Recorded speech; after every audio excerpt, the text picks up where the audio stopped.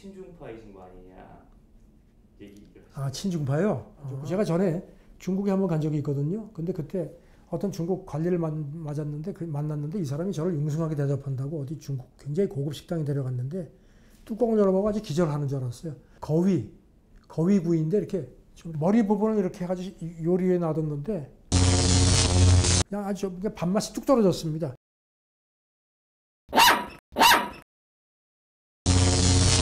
연합인포맥스 그 국제경제부에서 선임기자로 일하는 선재규입니다. 오늘은 그 스티브 비건, 아시다시피 그 미국 국무부 부장관이면서 그 대북 특별 정책 대표를 하는 그 스티븐 비건이 서울에 왔습니다. 부장관이면 사실 장관 다음에 2인자인데요. 이렇게 시간을 내 가지고 서울에 와서 이 사람이 왜 왔을까 상당히 궁금한 분들이 많을 겁니다. 저도 그렇고요.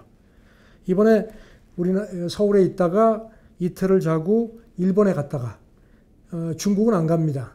사실 북한 문제 이제 이번에 뭐 짐작하시겠지만 북한 문제가 가장 큰 걸 텐데 북한 문제를 뭔가 좀 돌파구를 마련하려고 하면은 중국을 가는 게 수순이 아닌가 싶은데 중국은 안 가고 그냥 한국하고 일본만 들렸다 가는 걸 보면은 그렇게 뭐 큰 게 나올 것 같지는 않다는 그런 지적들이 많습니다.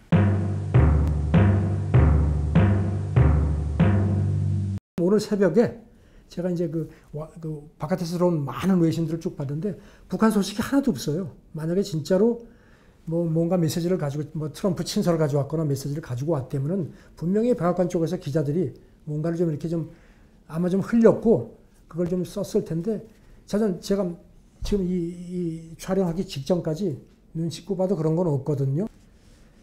이거 관련해서 그 제가 개인적으로 친분이 있는 미국의 그 고위 인사가 살짝 귀띔을 했는데요.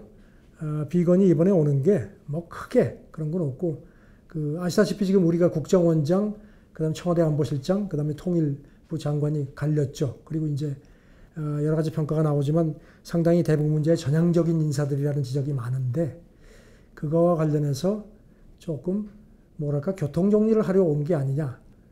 너무 앞서가지 마세요 하는 그런 약간 압박성 메시지를 주려고 온 거 아니냐는 그런 귀뜸을 해서 그쪽이 아닌가 싶습니다. 북한도 아마 그걸 눈치를 챈 것 같은데요.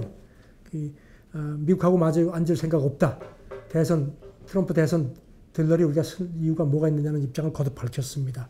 상황은 일단 이렇습니다. 그리고 이제 미국 국무부가 이번에 이제 비건 장관이 출발하면서 또 이게 이제 국무부 관계자가 이제 비건이 한국하고 일본 방문한다고 확인을 하면서 무슨 얘기를 했냐면은 그 FFVD 이걸 다시 얘기를 했어요. 한동안 이 얘기를 별로 안 했거든요.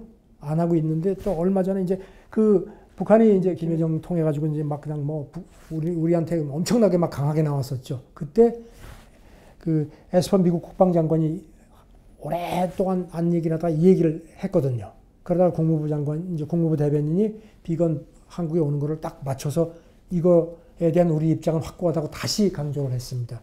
이것도 뭔가 하면은 사실 이 얘기는 북한이 제일 싫어하는 거거든요. 근데 한동안 안 하다가 이걸 또 딱 끄집어내서 이렇게 카드를 보여준 게 뭔가 하면은 이번에 뭐 니들 뭐 기대할 것도 없다는 그런, 그러니까 뭐 그런 언지를 준 셈일 수도 있어요. 그러니까 이제 북한이 그걸 보고서 이거는 아니구나 싶어서 당신들하고 안 앉아. 그것도 2차례, 3차례 막 되풀이해서 얘기를 한 것도 그런 맥락입니다.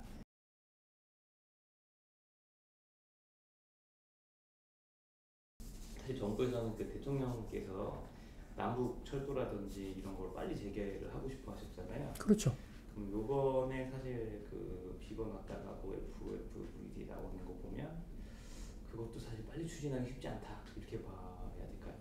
우선 뭐 철도 문제도 그렇고 그 다음에 뭐 특히 이제 지금 가장 큰 문제가 개성공단인데요. 개성공단. 그래서 지난번에도 뭐 일부에서는 그런 얘기도 있었어요. 그 개성공단 그때 이제 전 세계적으로 마스크가 많이 부족하니까 개성공단에 이제 들리니까 개성공단에 이제 우리가 이제 특히 그 옷 같은 걸 많이 만들어서 이제 방직 이런 그런 게 시스템이 많이 있어서 그거를 조금만 이렇게 이제 그동안에 이제 물론 이제 스톱을 했기 때문에 녹슬었지만 금방 가동을 시킬 수가 있으니까 남쪽에서 좀 이렇게 돈을 대고 북한이 이제 인력을 대고 해서 그걸 가동시키면 거기서 그 마스크를 만들어 가지고 그걸 유엔에다가 남북 공동으로 기증을 하면은 아프리카니 뭐 이런데 뭐 지금 마스크 지금도 마스크가 우리는 좀 여유가 있지만 지금도 마스크가 상당 부분 부족하니까 그걸 남북이 공동으로 이렇게 해서 하면 참 국제적으로 모양도 좋고 하는 그런 얘기도 있었거든요.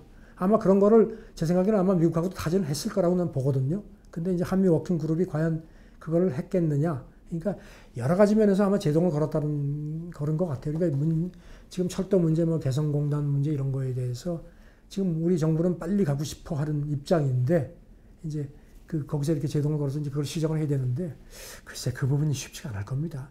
이번에 비건이 와서 뭐 알아서 하세요라는 그런 메시지를 줄 거라고는 저는 생각을 안 합니다. 여러 가지 상황으로 봐서. 그러니까 이제 트럼프 입장에서도 하노이 회담 이후에는 북한 카드가 지금 조금 뒤로 가 있는 겁니다. 그리고 사실 북한 카드를 또 트럼프 혼자서만 쓸 수 있는 것도 아니거든요. 왜냐하면 북한은 중국이란 또 그 큰 지렛대가 있기 때문에 진짜로 트럼프가 북한하고 뭔가를 해보려고 하려면 중국하고도 움직여야 되죠. 근데 지금 아시다시피 뭐 최근에 뭐 코로나 이후에는 뭐 중국하고 뭐 굉장히 감정이 안 좋고 지금 뭐 계속 그런 것만 뭐 중국 책임론에서 뭐 행정명령 나온다는 얘기 나오고 하니까 중국하고도 지금 전혀 이제 사실상 뭐 내부적으로 어떤 게 있는지 모르지만 적어도 우리가 알기로는 중국하고도 지금 이렇게 컨택이 안 되는 상황이니까 그런 상황에서 북한 어떤 카드가 나온다? 그런 실정은 아닌 것 같아요. 그러니까 이번에 이제 비건이 그 바쁜 사람이 이렇게 온 것도 그런 스탑하고 조금 지금은 아니니까 조금 스탑해달라. 이렇게 제가 그 비건 그 부장관 와가지고 이제 이틀 동안 우리하고 어떻게 기싸움 할지에 대해서 이제 제 나름대로 분석을 좀 관측도 해보고 했는데 사실 뭐 별거 없을 거라고 지금도 생각을 하는데 혹시라도 무슨 돌파 굉장한 카드를 내놓는다. 그러면 이제 재분석이 전부 엉터리가 되고 저 자식 뭐야 뭐 소설만 썼냐 하면은 좀 망신스럽긴 하지만 그래도 그런 망신스럽긴 해도 그런 돌파구가 나온다면 전 너무 좋겠습니다. 제가 이렇게 여러분들한테 말씀드린 게 틀렸으면 좋겠어요. 사실.